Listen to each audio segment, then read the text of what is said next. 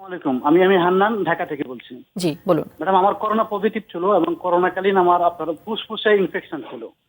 তো করোনা 40% ছিল। করোনা যখন নেগেটিভ হয়ে যাবে, ওই ইনফেকশনটা কি আপনার দীর্ঘস্থায়ী থাকবে নাকি এটা শেষ হয়ে যাবে? এটা একটু জানতে চাচ্ছিলাম। জি দর্শক থাকুন আমাদের সাথে। আপা শুনতে পেয়েছেন নিশ্চয়ই প্রশ্ন। আচ্ছা, হ্যাঁ, শুনতে পেরেছি। অ্যাকচুয়ালি প্রথমে মনে করা হতো যখন ইনিশিয়ালি করোনা শুরু হলো প্যান্ডেমিক হিসাবে, মনে করা হতো যে নেগেটিভ হওয়া মানেই সে ভালো হয়ে গেল, একদম টোটালি সে কিওরড।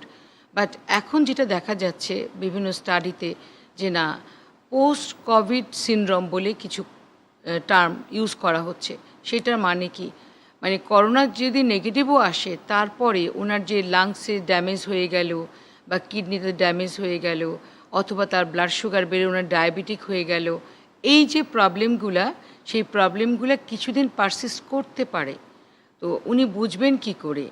কোভিড নেগেটিভ হলেও ওনাকে যেটা করতে হবে, যদি ইনিশিয়ালি কোভিড পজিটিভ থাকা অবস্থায় এক্স রে চেস্ট অথবা সিটি চেস্ট যা করা হয়েছিল ওনার, সেই রিপোর্টে যদি এমন থাকে যে ওনার লাংসের ম্যাক্সিমাম পোর্শন ড্যামেজ ছিল, অক্সিজেন দিয়ে সেই মুহূর্তের জন্য ওনাকে কোনোভাবে সারভাইভ করেছেন, বাট ওনার লাংসের ড্যামেজ এখনও রয়ে গেছে, তাহলে একটাই প্রবলেম হতে পারে যে ওনার মাঝে মধ্যে শ্বাসকষ্ট হতে পারে।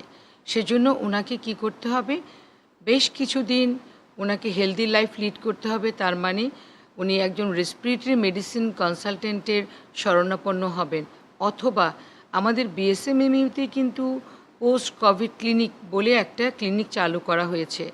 যাদেরই এই করোনার পরবর্তী কিছু কমপ্লিকেশনস হচ্ছে, ওনারা এখানে আসবেন এবং ওনার প্রবলেম অনুযায়ী এখানে চিকিৎসা দেওয়া হবে। তার মানে ওনার ভয় পাওয়ার কিছু নেই। এটা হতেই পারে করোনার পরেও ওনার প্রিভিয়াস যে ড্যামেজগুলো ছিল সেটা রিকভারি হতে সময় লাগবে। বাট এটা ভাবলে চলবে না যে উনি নেগেটিভ মানে উনি ভালো হয়ে গেছেন। নেগেটিভ মানেও প্রিভিয়াস যে সিমটমগুলো ছিল সেই রিলেটেড যে কমপ্লিকেশনসগুলো থেকে যাবে, পারসিস্ট করবে, সেটার ট্রিটমেন্ট ওনাকে করতে হবে। তাহলে ইনশাল্লাহ উনি ভালো থাকবেন। জি আপা একটু জানতে চাইবো যে গর্ভবতী নারীদের করোনার ঝুঁকি কতটুকু, আর এই ঝুঁকি এড়াতে তারা কি ধরনের স্বাস্থ্যবিধি মেনে চলবেন?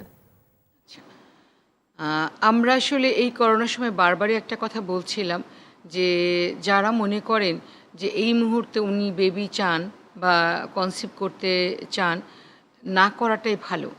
তবে এমন যদি হয় যে হ্যাঁ, আমরা জানি না যে আসলে এই করোনা আর কতদিন পারসিস্ট করবে।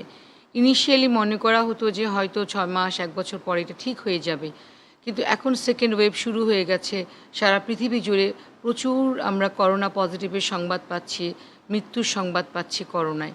তো সেই জন্যে আমরা বলি যে যদিও উনি প্রেগনেন্ট হন, সেই ক্ষেত্রে ওনাকে কী করতে হবে? হেলদি লাইফ লিড করতে হবে।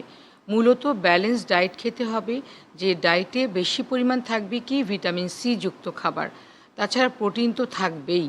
ওনাকে ডিম, দুধ আর লেবু, আমলকি এই জাতীয় ভিটামিন সি জাতীয় খাবার এবং প্রোটিন খাবার খেতে হবে। তার পাশাপাশি যেটা করতে হবে, উনি ঘরে বসেই বা ওনার ছাদে গিয়ে যে কোনো জায়গায় গিয়ে উনি রোদে কিছুক্ষণ বসবেন, সকালবেলার রোদে বসবেন, যেই রোদ দিয়ে ওনার ভিটামিন ডির অভাবটা পূরণ হবে। সেই ক্ষেত্রে ওনার ইমিউনিটিটা বাড়বে।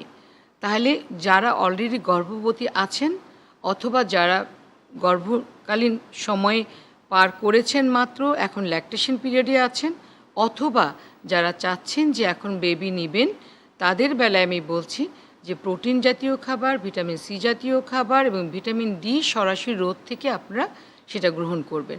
তাহলে আশা করা যায় যে আপনারা ভালো থাকবেন।